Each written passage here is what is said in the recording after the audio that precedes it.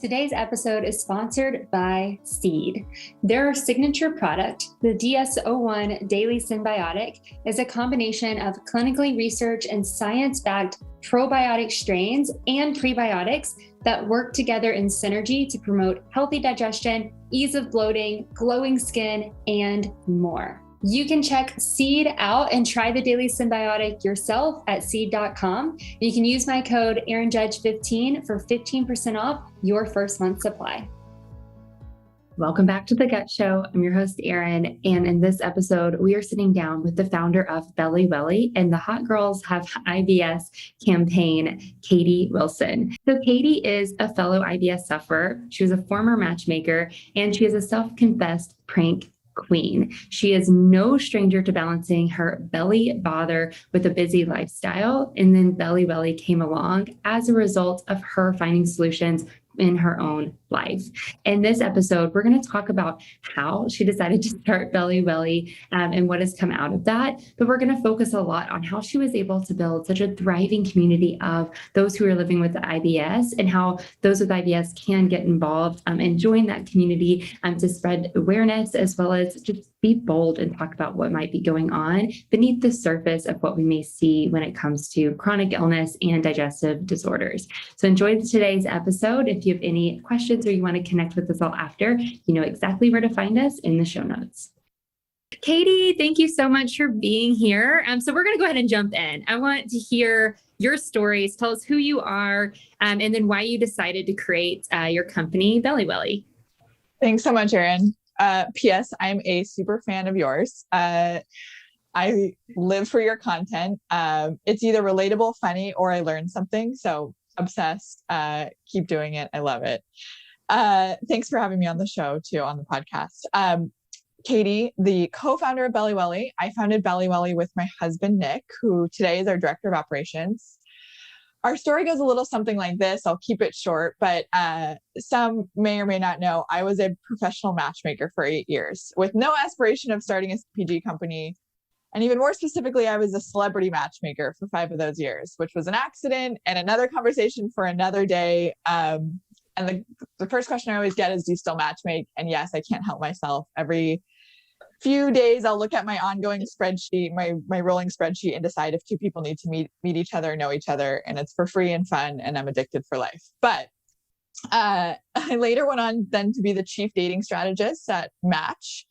And in that time, I developed debilitating gut issues. Totally threw me for a loop. In my specific case, I had a bout of terrible food poisoning and never rebounded.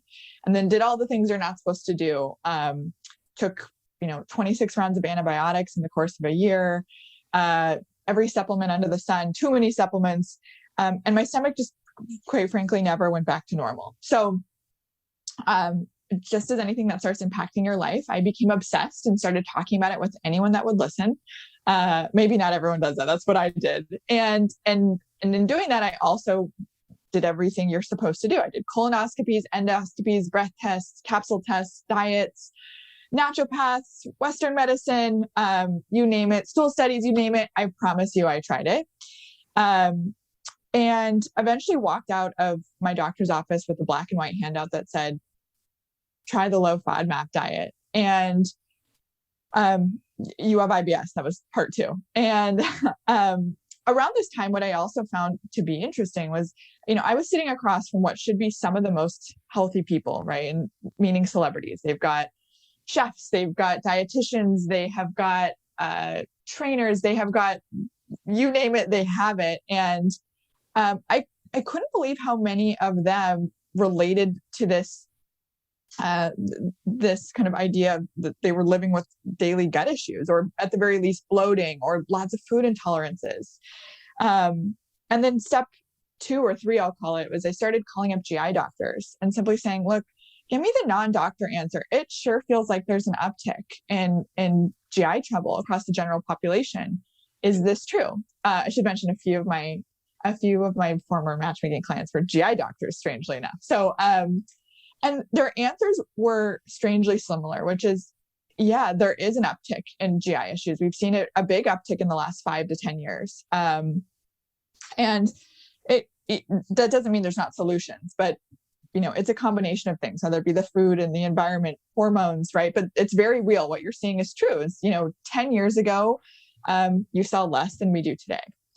And then I think for me, the straw that broke the, whatever that saying is, yeah. the straw that broke the camel's back, was I sent out a Survey Monkey to my personal network, and it ended up reaching 500 people between my husband and I.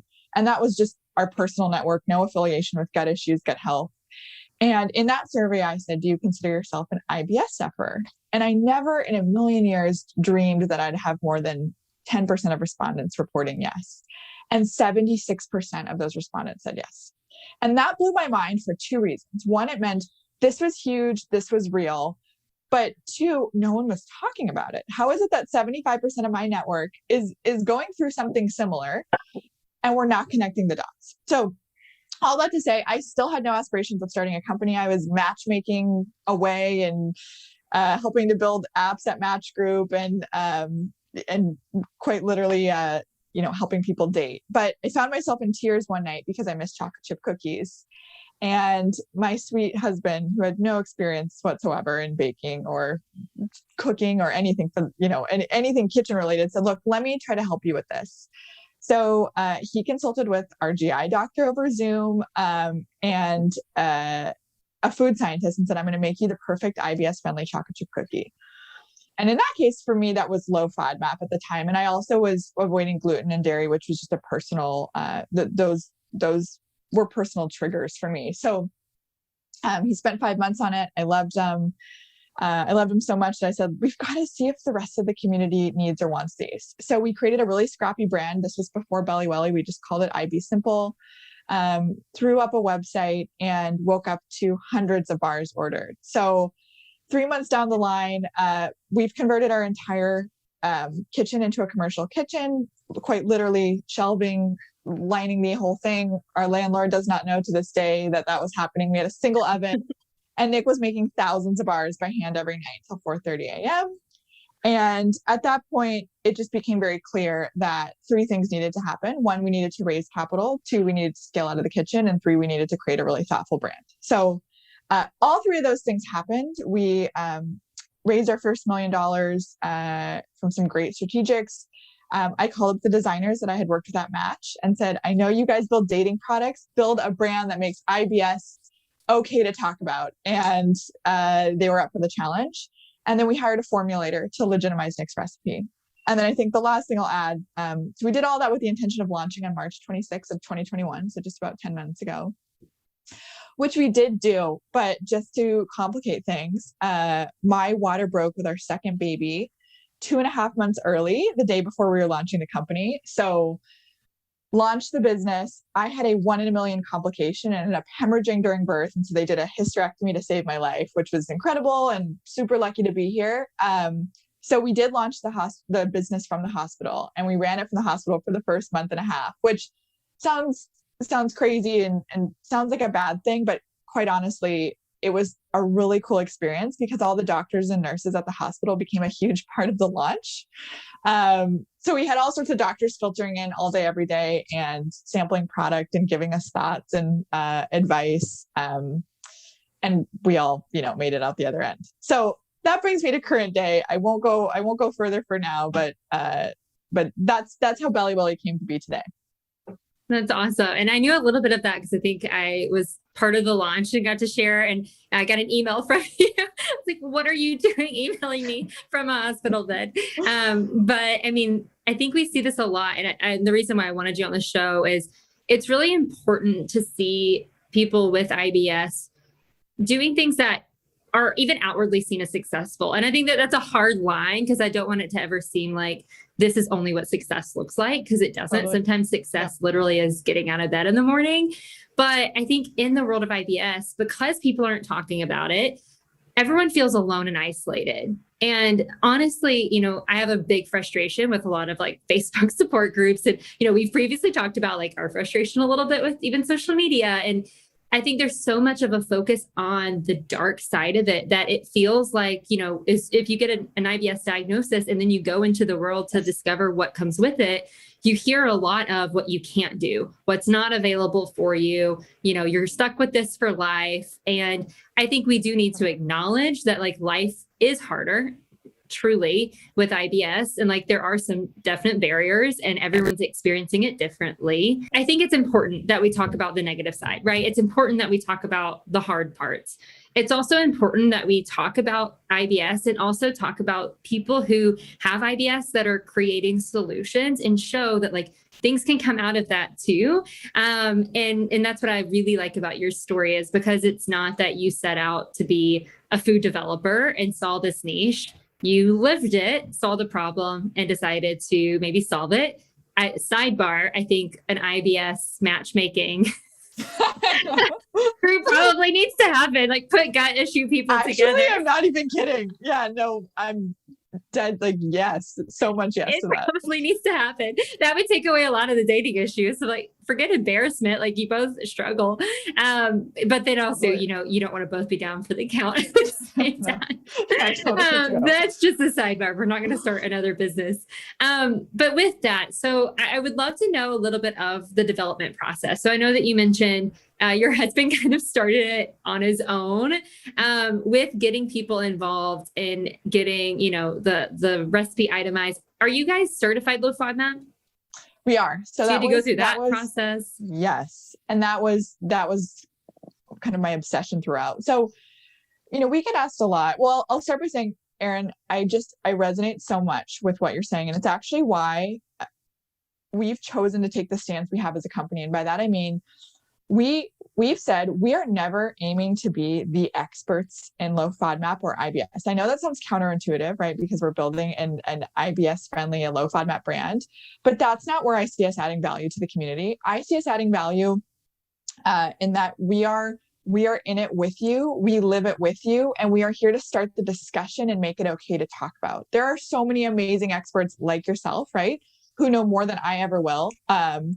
And we lean on those experts and we surface information from those experts, but that's not us. We're not here to give you, daily articles about managing your symptoms. We're here to say, we're in this together. We might as well talk about it, right? If we're all going through it, and it doesn't have to be a dark cloud. It is. And that doesn't mean to take away from how difficult it is to live with this, right? I'm still an IBS-sufferer. I do not have my symptoms under control every day, all day. I certainly go through flare-ups. So I get it. I resonate with every comment and post I ever see on our page. So that's very much kind of the stance we've taken as a brand.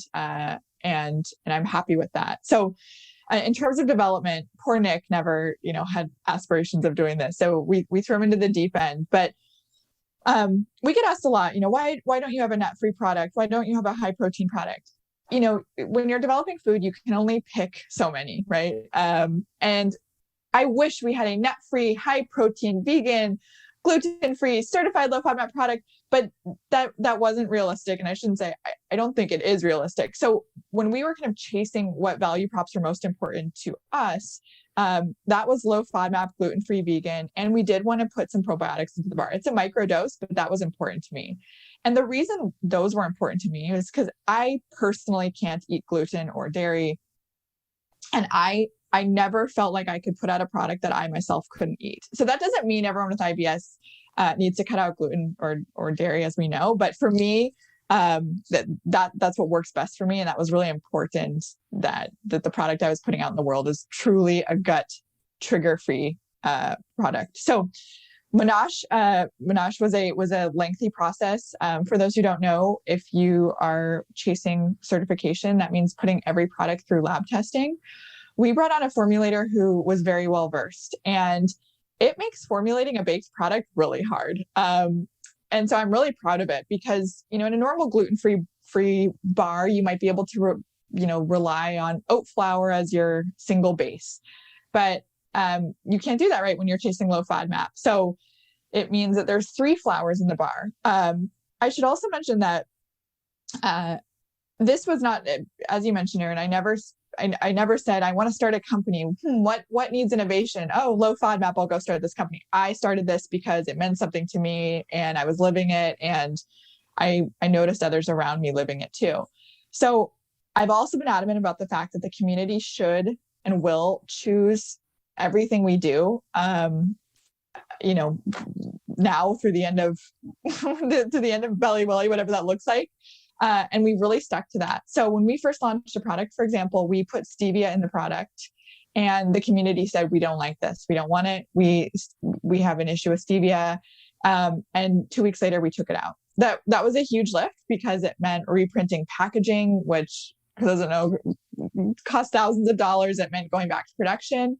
But I am fiercely protective of the IBS community in this case. And if we're making a product for them and it's not working for them, it's not a product that works. So we have iterated on the product, I think 11 times, all based on community feedback. So I obsessively survey every customer. If you bought, you know that you get like 5 emails from me asking how it went. And I personally send out 45 emails from my own Gmail account every night to customers to get feedback.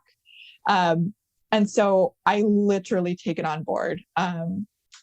So anyways, that's the short version of kind of how we came to be. That said, we are not sticking to bars. So you will soon see us branching out to other sweet snacks. Ooh, I like that. I like that you're owning sort of the sweet space too. So I think that's something that is definitely underutilized in low FODMAP. And it's interesting that you say that because I think it's easy as a consumer to think like brands are always these like big bad brands, right? They've got all the money, they've got all the resources, which, the big ones do. But in this world of low FODMAP, brands are very small. And I think yours is one of the small ones because it's you and it's so niche. But I think the value is that some of the best brands, my favorite brands I've ever worked with, and you can tell a difference just in the messaging and the people as you get to know them, but they have such a community first approach. And I think that's something that within IBS, like, yes, it's hard to talk about. Yes, it feels isolating. But when you get into the IBS community, it can be so empowering because brands have your best interests in mind. Sometimes, the best ones do. And that is a recurring theme. And even practitioners, I'm biased towards my team. I think that we have everyone's best interest in mind because we all have IBS. And I'm fiercely passionate about people with IBS getting a chance and getting resources and I'll fight tooth and nail for it. I'll fight, doctors on it. I'll fight everyone on it. Not in a negative way. I don't pretend I know more than anyone else. If you know me, you know that I do not mess around with the health of my microbiome. When I decided to choose a probiotic, I chose Seed Daily Symbiotic because it is backed by research and science, meaning I can trust and be confident in what I am taking. The probiotic strains found in the Daily Symbiotic have been shown to support digestive health, gut barrier integrity, gut immune function, cardiovascular health, skin health, and the synthesis of important micronutrients. And what's even better is that it has been tested to survive. Most probiotics are too fragile to survive the GI tract, but Seed has been Shime tested for 100% deliverability to your colon. This is all thanks to their capsule-in-capsule ViaCap technology. You can learn more about Seed and the Daily Symbiotic at seed.com, and you can use my code AaronJudge15 for 15% off your first month's supply. Now let's get back to the episode. I believe that those with IBS deserve more. And I know that you agree. And I think that's uprising. So I'm really excited about the area of IBS and low FODMAP and what that's going to look like and resources. In that vein, you mentioned getting fundraising, and that's something that a lot of people don't understand, that fundraising means that other people are coming in and have the potential to have a say in what you do, which is kind of big. So what was that like? And were people pretty receptive to that? Was there some stigma around what you were doing and even your values? I love this question because I fully expected everyone to say one of two things. One, what is IBS? That's too niche. Or 3, I want to be a part of a food product that's associated with IBS. And so the reason I get excited when I talk about this question is that the polar opposite of the experience we had. I kept track. So every single investor we have talked with, whether they ended up investing in BelliWelli or not, had an IBS touch point. And by that, I mean, it was their immediate reaction was, oh, my sister has IBS, or my family member has IBS, or I had IBS for a few years and I really worked on managing my symptoms, or I totally get what you're doing. I'm so excited about this. And to me, one that signaled like just how big this is and how unfortunately how much it's not talked about. But we had a really positive fundraising experience for that reason, because everyone understood this is not a niche problem, right? That affects, this is huge. And when it is impacting you, it impacts your life in such a big and important way.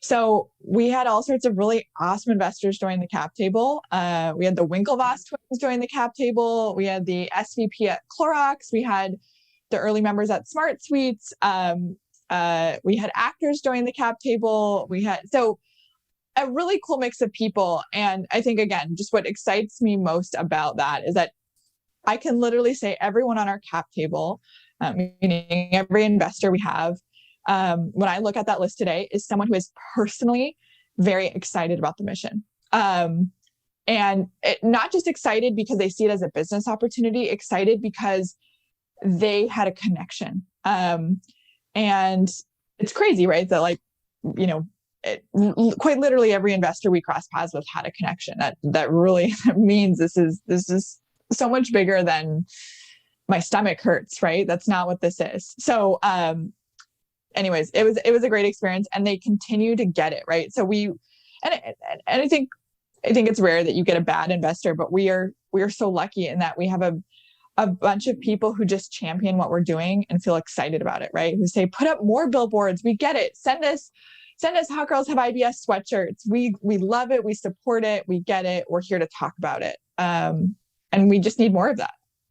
Yeah, I agree. I love that. And that comes up a lot, you know, in conversations I have with people of how much we want to normalize the experience of IBS, not as a negative, but normalize it in media as something that we talk about in the real way. I think we hear about it as a joke, and that makes me mad. So those actors, I want to know who they are. It's like, how can we get media to portray IBS not as the end of a joke, right? Or 100%. Not just this like, oh, this is a weakness you have. And it's like, no, this is really impacting people. And there's so much more to it. And I think there's so much empathy that comes with IBS that you would never get from, you know, somewhere else. And so that's something that I would love to see more of. And you mentioned the billboard in LA, right? In like middle of LA. Just put up, it's the middle of LA, and we just put up another one in Portland this morning. Oh, wow.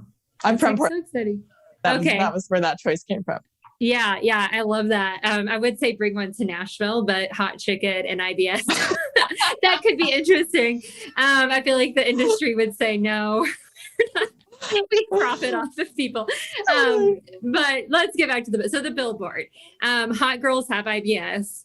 So fun. I know that like celebrities were sharing it and it kind of went big. So where did that come from? What was the deal with the Hot Girls Have IBS campaign? And like, what was kind of the goal of that? Yes. So I'm going to have to give this one to TikTok a little bit, but I was scrolling TikTok and I saw what was, to your point, a joke, right? It was, hot girls have tummy problems. Why do hot girls always have tummy problems? And in this case, it was, I think the person that made the video was saying it quite literally.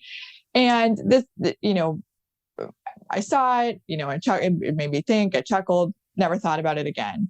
And part of my mission as the founder of this has been like we've talked about, you know, a number of times, even in this call, is to normalize this conversation and make it okay for actors, right, to come out and talk about it, because we need that. I was driving through the middle of LA one day and I was noticing that like most billboards are pretty lame, right? They're like watches and they're white or green, and thought, gosh, I feel like IBS is an interesting place, or a billboard's an interesting place to talk about IBS, but how would you do that, right? How would you have that? How would you capture someone's attention and like normalize IBS if you had 3 seconds of someone's captive attention as they drove by? So I thought back to that TikTok and I thought, I wonder if there's a twist on this that almost allows us to reclaim the narrative and use hot girls, but in a different way, right? When we're saying hot girls have IBS, we are not meaning quite literally hot girls. We are meaning that if you have got IBS, you are a hot girl in our mind. We are all in this together. We're all hot girls. I don't care if you're a male, a female, or how you identify or what your pronouns are. If you have IBS, you're a hot girl with IBS in our mind. And so I thought this could be an interesting campaign. And it needs to be hot pink, obviously, right in the middle of LA where no one's expecting it. And Googled LA billboards, called the first name on the list and said, how do I get up a billboard that says Hot Girls Have IBS? And they laughed. And I said, I think you should rethink the idea. And I said, no, it's got to be this. And so they laughed and they didn't get it, but they said, okay, we'll do this. And we put up the billboard 2 weeks later, and it turns out everyone got it, right? And what I was nervous about as the founder is like, I did not want the message to be misconstrued. I did not want people to think we really meant hot girls have IBS. And I really didn't know if that was going to land. And it totally worked. And by work, I don't mean worked because everyone posted it. It worked because everyone understood it. So we had literally we had 3 75-year-old women take a picture in front of the billboard one day. And I think it's the best picture I've ever received from the billboard. And they said, we've never felt hotter. And they were in front of this billboard. We've got IBS and we've never felt hotter. And I was like, that is exactly what we hoped for. Right. And I mean, the pictures and the stories I got of people in front of the billboard on the third day, we drove to the billboard and there was a line of like 12 people out front taking a photo. And I stopped and heard their stories. And it was like, to me, that's what I care about, right? Like that's actually what gets me emotional, gets me excited. And so we're going to continue with it. And, we hope everyone continues to get what we're doing. I think it's working, right? I think people get it. And that's what I'm like relieved and happy. And so yeah, we'll hopefully keep expanding out to cities. I think Dallas is on our list after Portland. And for anyone listening, let us know where we need to be. We are totally happy to put up a billboard wherever you guys think we should go next. Yeah, no, I love that. And yeah, I agree. It's always hard to know like what's going to land with people, especially today, where anything you say can get taken the wrong way. And I like that idea of like reclaiming it, of like, it like even being a hot girl. I think in the world of even beauty, like women have reclaimed a lot. And in the world of gender, like we've all just reclaimed like, what we want. And, maybe something that would have been used in a negative way. It's like, well, we can rewrite what that means. And I think we have to think the younger generation for that. Totally. As a millennial, it's like, oh, I don't know if we're leading that. I think it's the generation below us. Yes. But I appreciate it because it is interesting. And I think anything that kind of catches you off your guard of like, yes. Oh, okay. What does that mean? And it's not a negative thing, and you can stand and be proud and say that. And, also know that like, no, it doesn't mean that you meet the beauty standards. Like it actually shows that like the beauty standards are BS. Cause like most of the people pretending that nothing's wrong with them have IBS too. And, it's like being able to say like, I'm a real person with like, I got issues that are going on. I poop, I have issues with it. Like, and you might too. And like, we're in it together and we can talk about it, and we don't have to like have these jokes about it. Like, we don't have to, like, we can talk about it as, this is part of who I am. It's not all of me. But it's something that I get to claim. Yes. Which I love. And so it didn't stop at the billboard though. I know that you're wearing it, so you went into sweatshirts. You have this cutest like bag. I still need to order mine because it's super cute. I've tried to think of how I'm going to use it, I think for supplements, but they're like bags.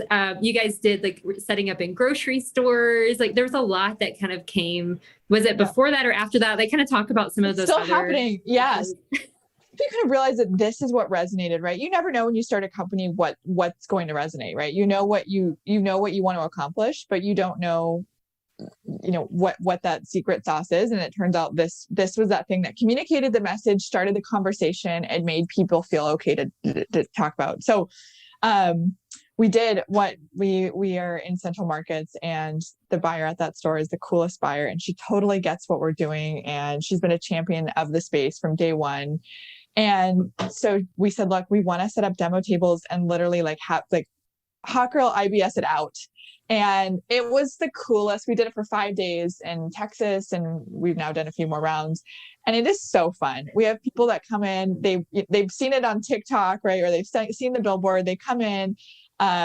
we had, I mean, literally ages like 10 to 90 hold the Hot Girls Have IBS patch and do Hot Girls with IBS dance and eat the bars. And it was really cool because in that everyone was kind of sharing their own stories, right? And I can't tell you how many times I heard, this is so me, right? I didn't know others were going through this. And those are those moments that I live for, where I'm like, yes, you are not, like, you're not crazy. I totally went through the same thing. So yes, we sell sweatshirts.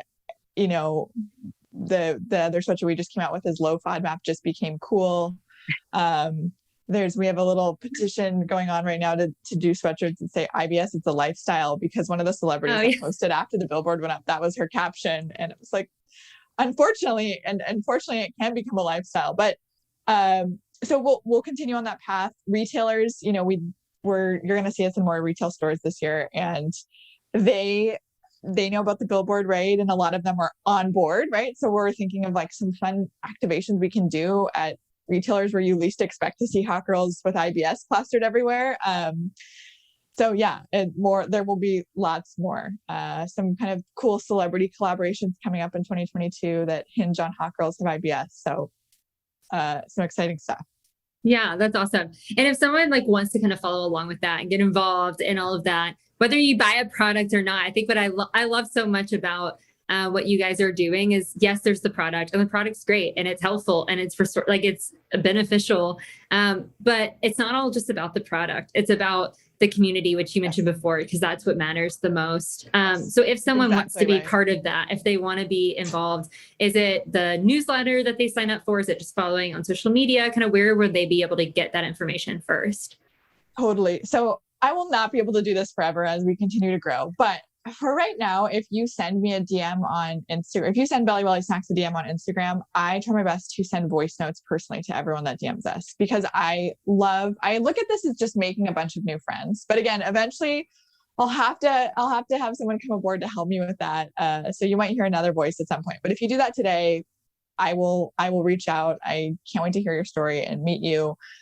Definitely subscribe to our newsletter when you hop on our site. I answer every email myself. If you email katie@belliwelli.com, even if it's just to share your story and say, this is what I'm going through and it sucks. I am so happy to chat. So katie@belliwelli.com is an instant in.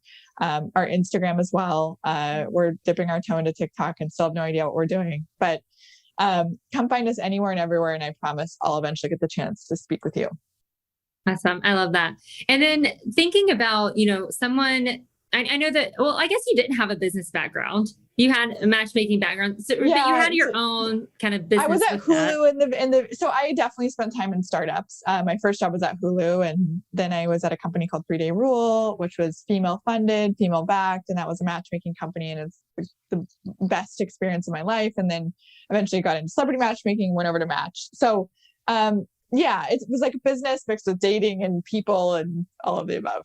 But startup, I will say, has been, especially in CPG, it's tough to navigate, right? I'm an ideas person, and I think about story and community and ideas. And when you're running a food company, there's the logistics is an understatement. There's the logistics that come with this, right? There's actually producing product and getting product from point A to B, which sounds simple, and oh gosh, it is not. No, especially with regulations that are good, but then it's like, oh, okay, how do you work around that? And it's pricey. I don't think people understand the financial costs, which is why you bring in investors. And that's great that you had that success. What would you tell someone, maybe it's listening and they're like, I have IBS, like I'm inspired, like I want to start a brand or a company. What would you tell them? Do you have any tips that maybe you learned along the way? Do it, and the community will help you. And by that, so you mentioned this earlier, and I meant to touch on it. I'm in a lots of founder groups with a lot of founders who are starting better for you companies outside of the IBS space. Kombuchas and cookie doughs, and their relationship with their competitors is so different than ours in the space. They think I'm crazy, right? In a few weeks, we're doing a giveaway with Fody and Own, right? Both of which are big low-FODMAP brands, because I think I speak for all of us low FODMAP brands. We don't look at it that way in this category or community. It's like, let's all help each other. If anything, we want more brands to the space, right? Because we all need more low FODMAP options and more people talking about this. So maybe I'm crazy and maybe that's not the truth. I can only speak for me, but all I know is that I felt nothing but support from every other low FODMAP brand in the space and their founders. And I really feel like it's we're all in this together mentality, which certainly makes starting a business in the low FODMAP space easier than other spaces, I'll say. And I also just think, starting a business in general, whether it be IBS or not, it's the barrier to entry is less than you think. And there's so many helpful people. I always say, hold me to it. If any founder, I don't care if you're starting a company I know nothing about, I will pour anything and everything I have into helping, because I believe in enabling founders, and there's a lot of people like that who will help you along the way. I also think if you're an IBS sufferer, not even IBS, but Crohn's or colitis, or you've lived with gut issues, you're already a better person to start that company than Joe Schmo, who looks at this as an opportunity, a business opportunity, because it is impossible to fully understand what it means to live with gut trouble, whether it be IBS, SIBO, we all know the gamut, Crohn's, colitis, a million and one things, than someone else. There's no better person to start something than the one living it.